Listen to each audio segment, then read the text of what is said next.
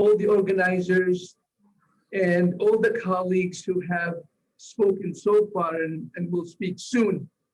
And thank you for so many reasons. Thank you for inviting me. It's humbling to be presenting to a group of clinicians and experts like you guys. And thank you for all the people that have said a lot of things about these rare zebras for making my job easier. I thought it's a daunting task to talk for 30 minutes to experts like you, and it makes sense. But now that you put me on the in the hot spot, it made my life a lot more difficult. But I want to put a disclaimer. I do not intend to lecture anybody, and my hope was that, and this was what I told Dr. Syed when he spoke to me first. I love this opportunity because my main goal today, rather than my objectives that you'll see here, I want to start a dialogue with you all to think about some of the issues that we can tackle that can, I think, improve the healthcare for the newborn and the infant. And I'll be very explicit about those issues through the talk. I have to fulfill the mission of the talk. So I said, because it's about inborn errors of metabolism, so I will make sure that we all leave the talk with identifying at least 3 major classes of metabolic disorders and neonates. My focus will be primarily on those disorders where we can intervene and save a life. And then my second goal will be to discuss potential impact of new diagnostic approaches. So I'm going to go out of the classic biochemical approach and get into the new approaches as well. By way of introduction, and you all are aware that the impact of genetic and metabolic disorders, particularly in pediatrics, is huge. There are several critical studies that were done methodically to illustrate this significance.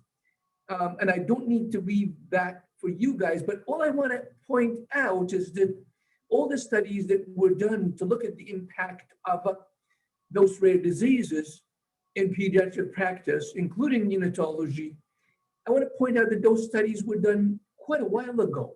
We haven't had recent studies to elucidate the impact.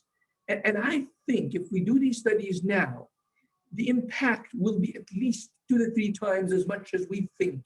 And that's because of our ability, our diagnostic ability to make diagnoses and treat these infants and allow them to lead a healthy life after. So, and I want to say that the task is not little when we talk about rare inborn errors of metabolism. There's well over 1,000 distinct disorders. I don't like to think about pathways in an academic theoretical way. I say if something doesn't make sense to me and my patient at the moment, I don't have enough brain cells to keep them busy with these theoretical things. So I'm not the kind of person who say memorize pathways, but when relevant, we do talk about them. I wanted to point out that you guys see the bulk of these disorders, because if you look here, most of metabolic disorders present very early on in life. So close to 50% of those present early on.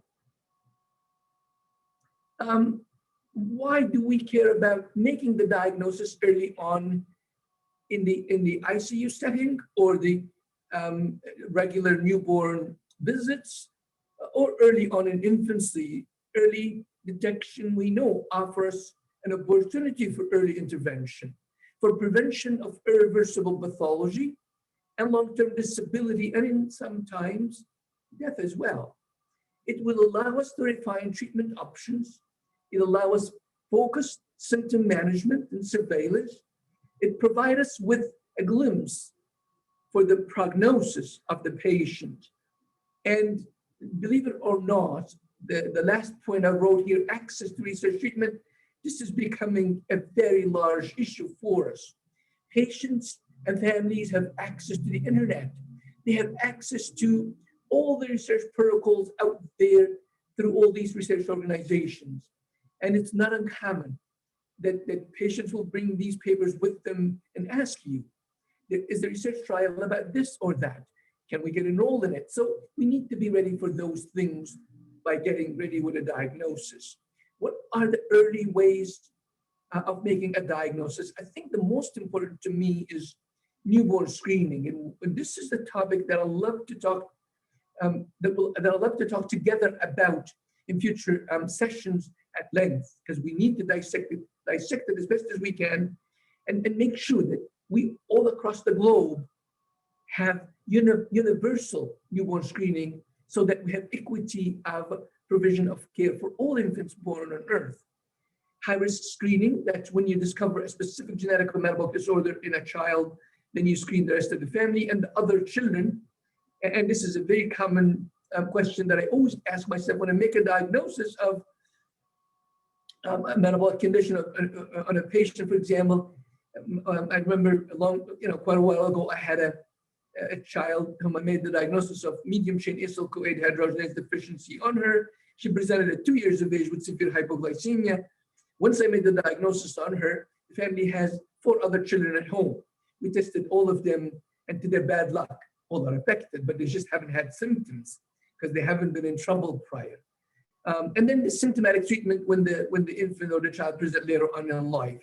So I want to say a couple of words about universal newborn screening. As you all know, newborn screening offers us an early diagnosis so that an intervention can be applied before symptoms start. And this way we can prevent the disease itself from happening and have an optimum outcome. There are specific criteria that a condition has to fulfill so that it is included in the newborn screening. Those criteria were published in 1968. We still abide by them, but it's about time to revise those. Now those criteria stipulate, and we still like those stipulation, as the disease is concerned, the incidence of the condition should be relatively high, the burden of the disease should be significant, and the natural history of the disease should be known. From the treatment perspective, there should be treatment available for it.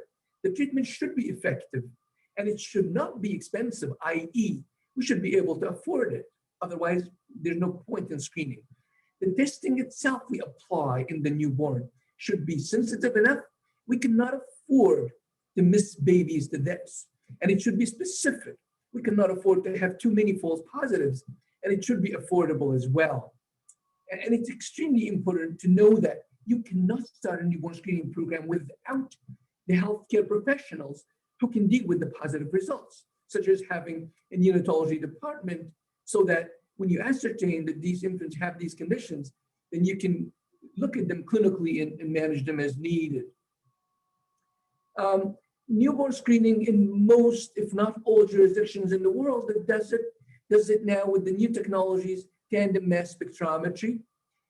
And this is going to become obsolete soon, and I'll talk to you about that. But current standard of care in most countries for newborn screening program is using Tandem mass spectrometry. We do a whole amino acid profile, a fatty acid oxidation profile with an isocarnitine profile and carnitine levels, and we look at some of the organic acidemias. For example, in the amino acid disorders, we look at the phenylalanine level in the newborn spot for the diagnosis of phenylketonuria and related disorders. With the isocarnitine profile, we'll look at products such as octanol carnitine as a diagnostic tool for medium chain acyl-CoA dehydrogenase deficiency. And in the organic acid profile, we look at something like the C5DC for the diagnosis of glutamic acidemia type 1 before anything happens to the infant. A lot of jurisdictions have added other tests to their expanded newborn screening program with Tandem mass because it doesn't detect some of those conditions where we think, again, we should be detecting them before symptoms because we can intervene, such as galactosemia, biotinidase deficiency, congenital hypothyroidism, cystic fibrosis, and CAH. A lot of laboratories have introduced a second-tier test so that they can reduce the number of the false positives. That's a good way to do things. We do targeted mutation for the common European mutation in MCAT deficiency. We do succinyl acetone as a diagnostic test for tyrosinemia type 1.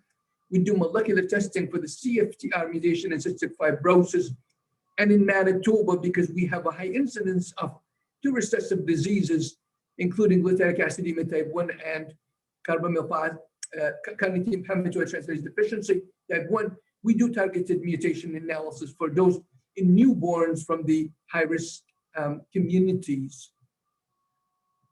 I kind of want to remind you just briefly of this one so that we can move on to the metabolic problems. As you all know, most metabolic conditions are due to a deficiency in an enzyme or a transporter defect, as Michael was alluding to earlier. Once you have this defect, the consequences are obvious, right? The substrate and the downstream metabolites are going to be high. The product and the downstream metabolites are going to be low. But you have to keep in mind that this is happening in a milieu of thousands of biochemical reactions with secondary biochemical phenomena. Therefore, it's quite common to have these disorders presenting with non-specific signs and symptoms.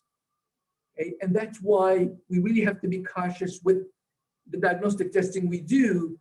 And one of a colleague pediatricians asked Michael and said, what if all these tests are normal? What should we be thinking of? And you're right. Some of these disorders may not show you any abnormalities on diagnostic testing that is done in the fed state or after you treat the hypoglycemia.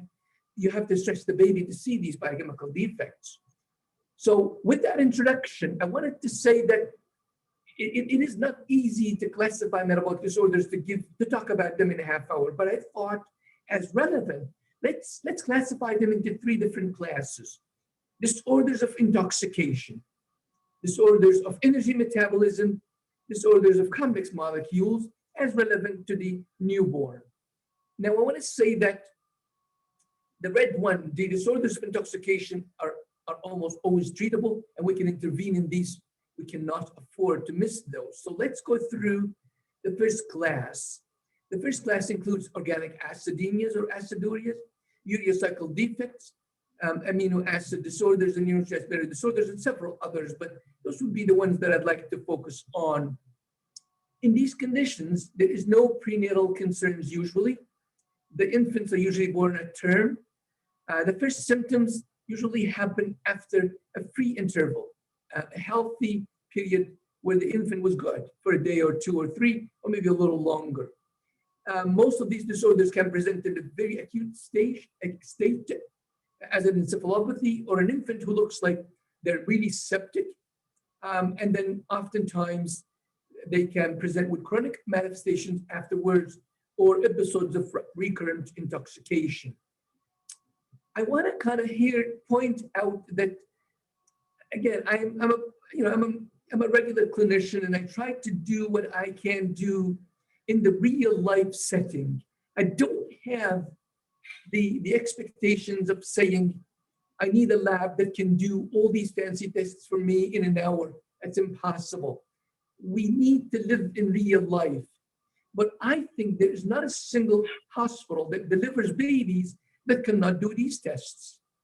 And I wish somebody would challenge me, but capillary gases or arterialized gases, serum electrolytes, lactate, ammonia, glucose, and urine ketones. If you give me those in the acutely ill infant, I can sit with you and think through a differential diagnosis and be able to guide management to put that baby in safety until in a couple of weeks or 3 weeks or 4 weeks, we get the definitive answer.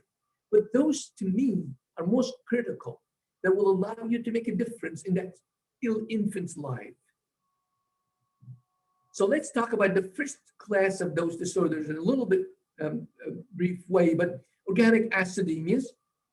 The most or the hallmarks of laboratory abnormalities in these infants is that they all have high anion gap metabolic acidosis.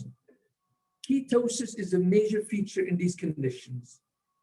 If you see the CBC when they are really ill, you will find suppression of the bone marrow with low cell lines across the board, and that's because these organic acids are toxic to the bone marrow. Hypoglycemia is a feature of almost all of those, but not dramatic. Ammonia can be mildly to moderately elevated, but not very high. Lactate can be mildly elevated. The plasma amino acids won't show you anything. The organic acids will show you the non-amino organic acid elevations of the specific category. And we'll talk about those. But when I classify the organic acidemia, so you have the isovaleric acidemia, 3-methylgluconic, propionic, methylmalonic, glutaric type 1, and MSUD.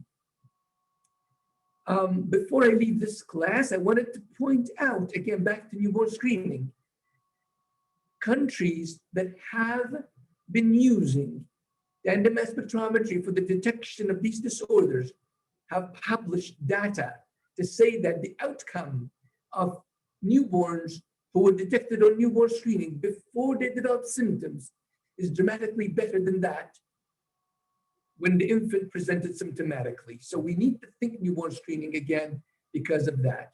Collectively as a group, the main manifestations of this class of disorders can include many of those features. I want to indicate that CNS anomalies in them are very common, particularly basal ganglia damage. But most importantly for the intensivist is that these infants present with sepsis-like picture. Now, you may find evidence of sepsis, but it doesn't rule out an underlying metabolic condition. So there might be two concurrent conditions happening at the same time. I'm going to jump into the next class in the interest of time. That's urea cycle defects or disorders associated with hyperammonemia. From a laboratory perspective, very easy measures that will allow you to make the diagnosis quickly. The pH in the early stages of an elevated ammonia would be alkalotic. Okay, so respiratory alkalosis is a major feature of it, but you may miss it because you may see them a little later on in the course. So don't wait for that. The anion gap and the glucose usually are normal. The urea usually is low. The ammonia, of course, would be high because we're thinking of hyperammonemia disorders. The amino acids would show you an elevation of glutamine, and then depending on where the disorder is or where the block is in the urea cycle, you'll see some elevations of other amino acids. Ketones are very important and usually in these cases are negative. So with that brief introduction, I want to kind of remind you quickly and very easily, how do you think of the urea cycle per se? Very easy. Part of it happens in the mitochondria. The proximal part of the urea cycle happens in the mitochondria. The distal part of it happens in the cytosol. The most important critical steps of ammonia detoxification happen with the formation of a carbamyl phosphate. And how do you make carbamyl phosphate? You need a carbamyl phosphate synthase, right? That's the enzyme. And that is made from bicarbonated ammonia. Carbamyl phosphate is a finicky enzyme. It needs a cofactor, it needs something that supports it. And that's N-acetylglutamate. Okay? And N-acetylglutamate is produced in the body with the enzyme N-acetylglutamate synthase. It's very simple to remember those. So carbamyl phosphate, once it is made, it combines with ornithine to make citrulline. And that reaction is extremely important, catalyzed by ornithine transcarbamylase enzyme, the deficiency of which is the commonest urea cycle disorder in human beings. Those three enzymes, OTC, CPS, and AG-synthetase, the deficiency of those are the ones I expect neonatologists always see. That the most severe disorders, that the ones that are catastrophic and present very early on in life. The distal ones, it's very unusual for them to present in the newborn. And that's why I think my focus was in making sure that we are all familiar with those first three enzymes in the proximal part of the urea cycle. The presentation usually starts with some irritability in the newborn. It develops very rapidly, and cerebral edema can happen very quickly with lethargy and progression to coma.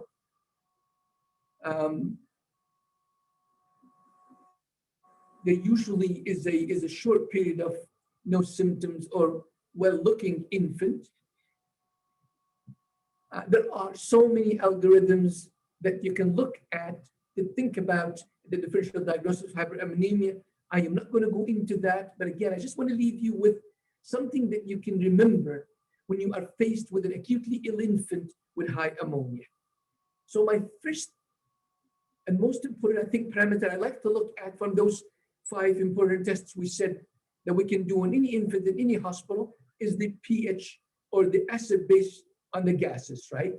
If this infant has metabolic acidosis, okay, look at the ketones. Ketones present, you must be dealing with an organic acidemia or a fatty acid oxidation defect if the ketones are low or high, right? It's because we said high ketones is a hallmark of organic acidemias.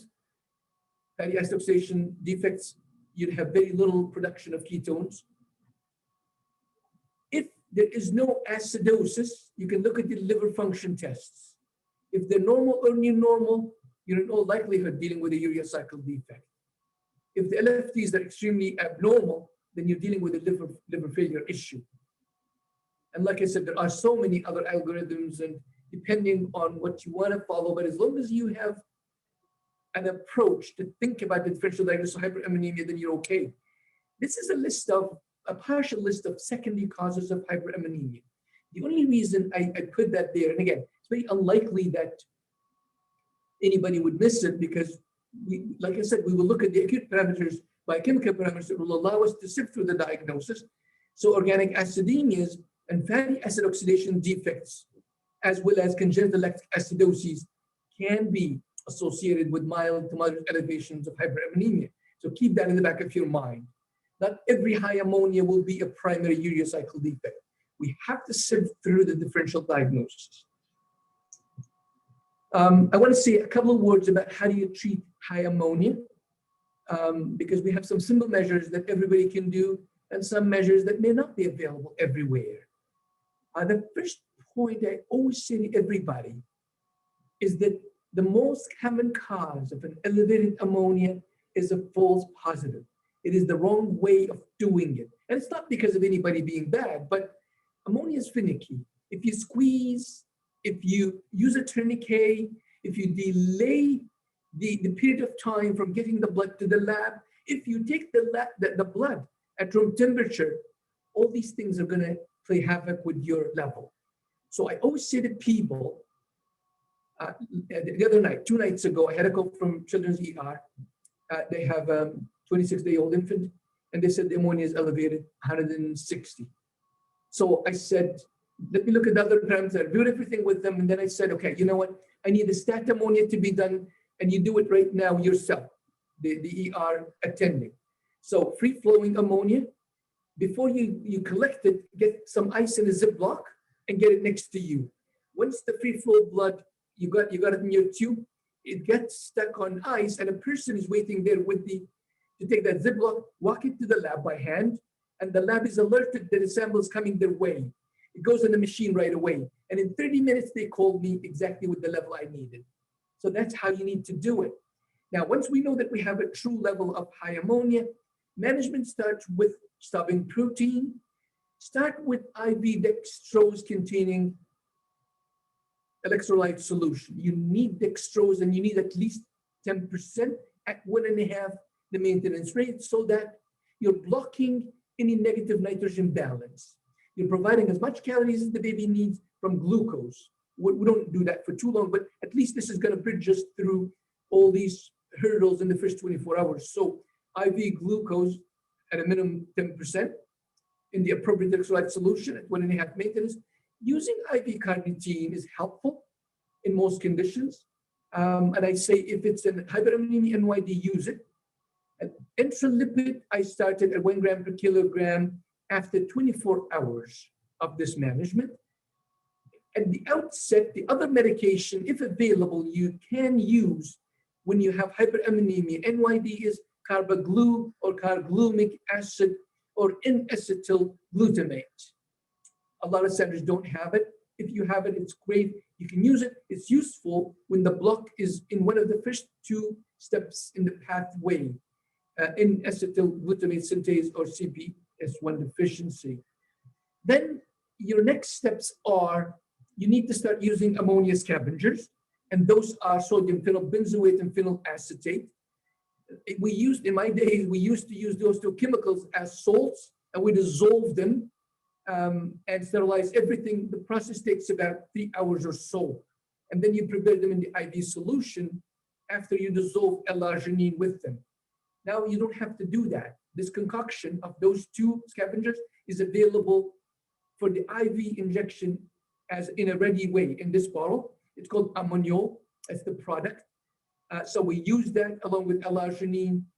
There are ways of giving it. We give a bolus, calculated bolus of the three together over 90 minutes, and then prepare the same exact dosage that goes as a continuous infusion over 24 hours. In situations where the infant is encephalopathic or the ammonia level is really high, so above, let's say above 300-400, you need to start dialysis as soon as possible. Dialysis, we can spend days talking about it. There are a lot of publications that talk about the use of hemodialysis, peritoneal dialysis, etc. The bottom line, peritoneal dialysis doesn't work as good as the others, but if that's the only thing you have, use it. Hemodialysis works a little bit better than peritoneal dialysis. If you have it and don't have anything else, use it. If you have continuous renal replacement therapy, this is the best modality of dialysis, and that's what we use here.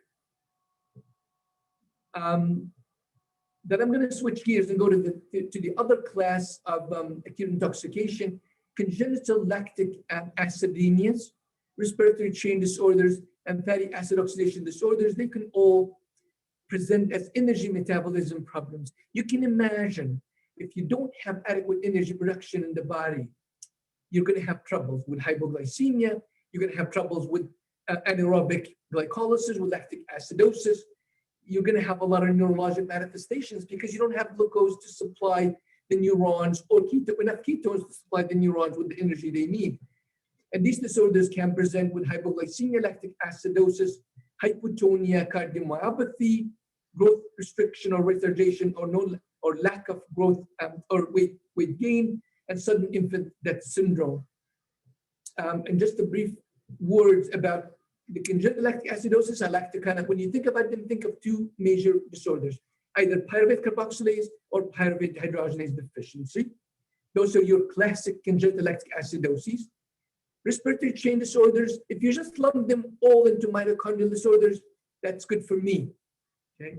The third one, or the third class, that's very important to think about in the ICU setting, are fatty acid oxidation disorders. And that's a class that can present with hypoglycemia early on in the newborn period, where you may not have abnormalities in any other parameters. And your best way of detecting them is the newborn screening. If that is not available, then if you look at your organic acids, then you should be able to have the answer, particularly if the infant is under stress. And that's why we say when you collect your critical samples, you might want to add other metabolic investigations to them. And we have that as part of our protocols that we can talk about. Collectively, fatty acid oxidation disorders can present with mildly elevated lactate, myopathy. Cardiomyopathy is a very important feature of those seizures. Hypoglycemia, hypotonia, hepatomegaly, growth restriction, and sudden infant death syndrome. The third and last class of disorders I wanted to say by way of talking about all the classes, the most important, I think that's relevant to you guys, is our peroxisomal disorders. They're not uncommon. The prototype of those is like a syndrome that presents with profound hypotonia in the newborn. There's no specific treatment for it, but it's extremely important to recognize it. You need to sift through the differential diagnosis of that profoundly hypotonic infant and rule out treatable conditions such as Pompe disease, for example. And that's why I mentioned this one. So we need to think of peroxisomal disorders as a class of conditions that we see as intensivists in the NICU. This is just a picture of an infant with Zellweger syndrome. You all can recognize that he has the flat facial profile, upslanted papillary fissures, and the hypotonia. It may make you think of Down syndrome, and that's a very common impression. But when you rule out Down syndrome with a quick karyotype that shows that the baby doesn't have 21, doesn't have 46 chromosomes in total, or no trisomy 21, then your next best thing in the differential would have to be ruling out Zellweger syndrome. In general, peroxisomal disorders present with dysmorphic faces, as I mentioned, flat facial profile, abstinent pupillary fissures, high forehead, large anterior fontanelle.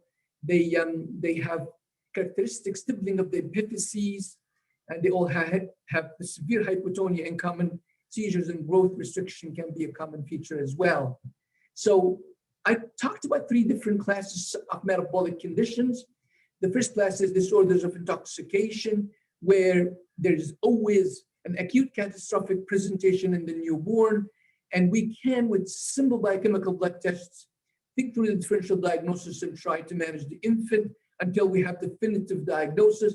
We talked about disorders of energy metabolism, exemplified by fatty acid oxidation disorders and mitochondrial disorders, where we can have interventions. We talked about complex molecule disorders with the example of peroxisomal disorders and Zellweger syndrome. So with that quick introduction, I wanted to talk about how do you integrate all the background you have in these conditions into real practice. And I wanted to share one of the patients that I have had the privilege to be involved with my colleagues in the NICU here. A while ago, I received a phone call from the intensivist on a Friday afternoon. They said that they have a term infant born with hydrops, and the hydrops was prenatally diagnosed. So the baby was known from in utero to have hydrops. The baby was born, the baby was intubated and was admitted to the unit. The unit was having difficulty to continue ventilation because they know that there's no point because of the severity of the hydrops, but the family did not want to stop the ventilation and wanted an answer. So I say the differential diagnosis of hydrops is a textbook. Where do you start?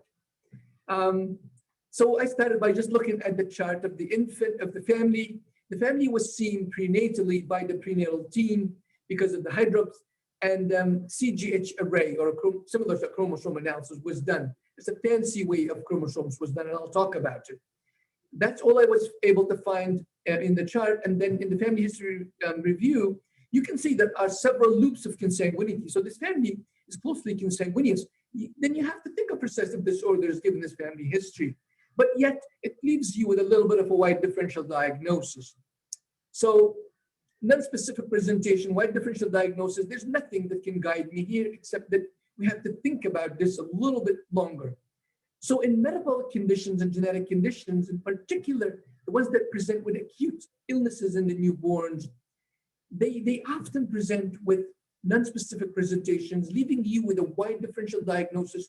So you end up doing so many tests, and that delays the diagnosis and delays the management. So I say, what do you do? So as clinicians, we try to classify things based on the presentation, whether that's the neurologic manifestations or the dysmorphisms or the simple biochemical profile. But let me kind of just walk you back a little bit and say, stop a little bit and think about the pathophysiology of these diseases. I learned way back when, many decades ago, from Dr. Samia Timtami in Ain Shams, that a single gene should lead to a specific single disease. And that was true for so many decades. But now we're learning that's not the case. One change or one mutation can lead to so many other phenotypes, okay? But in the interim, before you get the final phenotype, you have intermediate phenotypes. Keep in mind, medicine 50, 60 years ago is not the same like today. Today we have astute clinicians like you guys. So you see these infants very early on and you follow them. So you see the disease in progress. And that's why I say disease in progress or disease in evolution, okay? So you're seeing them before the full-blown picture of the textbook is there yet. With that, I want to add most genetic conditions have variable expressivity, and that's going to always lead you to a very wide differential diagnosis of this acutely sick infant. And that's why I say metabolomics alone is not enough. We need to combine it with genomics. Okay, so in the acutely sick infant in the ICU, we need to think about the two together, metabolomics and genomics together at the same time, so that we don't waste time in making diagnosis and interventions. So I'll spend 3 or 4 minutes at reminding you of the common genetic tests now and not the metabolic ones. So just in this cartoon, I want to refresh your memory about the levels of genomics we think about as clinicians. Chromosomal level, you look at that with a regular karyotype. So abnormalities in chromosomes, classic trisomy 21. Then at a more refined level, we look at copy number variants. And we look at that with the more refined chromosome analysis we call CGH array. And then the final level is looking at the sequence of the DNA, so at the base pair level. And that's at the single gene disorder level. Cytogenetic analyses, the common tests you will come across or you come across is a regular karyotype. An example would be this, trisomy 13. I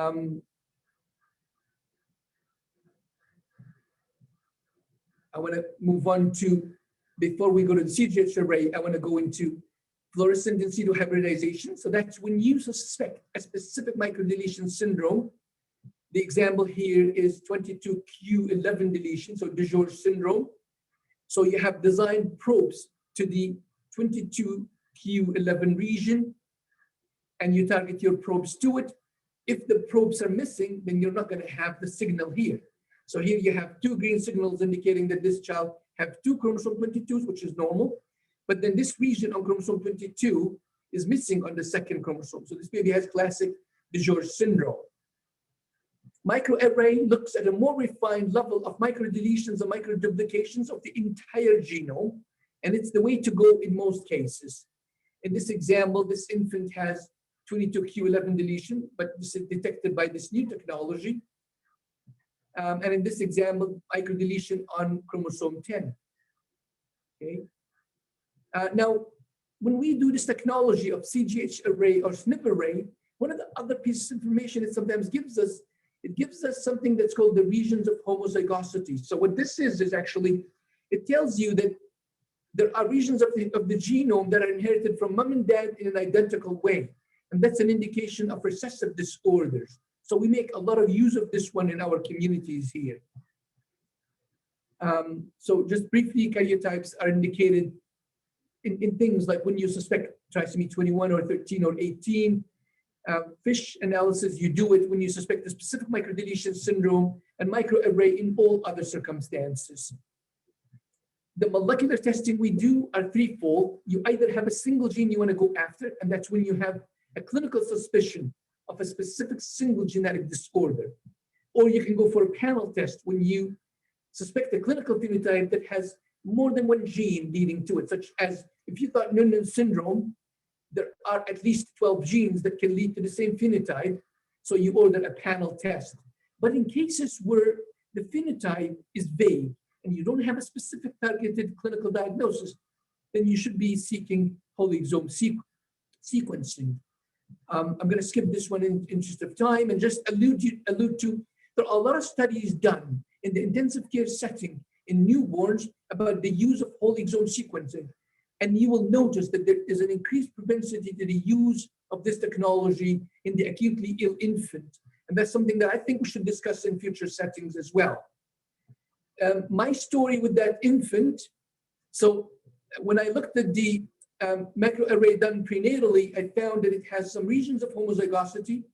When I talk about this, I like to always bring to the mind of the listener, if we look at this cartoon, and this red segment is a segment inherited from 5 or 6 generations ago, then the descendants of this ancestor, at the end of 4 or 5 generations, you may have individuals from the same family getting married, and those 2 parents have inherited this same specific segment from the same ancestor.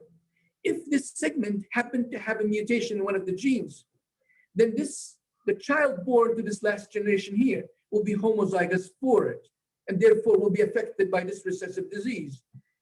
In thinking that way, I did the analysis of the regions of homozygosity, and I got this result saying that this region contains the gene for infantile sialic acid storage disease, so infantile salad disease. So that evening on Friday, I called the director of the biochemical lab and I said, can you look at sialic acid in urine? That's not a difficult test to do, and he was able to do it on a Saturday and call me back and say it was sky high. It's diagnostic of SALA disease. So the combination of both was allowed us to say to the family, we have enough evidence to say that the infant has hydrops because of SALA disease. Eventually, I was able to do the DNA sequence and prove it, but we were able to move on to the management of the infant on the basis of what we got. So just to talk briefly about biochemical testing and where are we headed. In 1960, we started with one test for PKU. Nowadays, we do expanded newborn screening with Tandem mass, and we are moving towards newer technology to do that, and I'll talk about this. Single gene testing was the first molecular testing we're able to do, but now we moved on to whole genome scans. But newborn screening in most jurisdictions now is relying on whole exome sequencing, which is the way to go.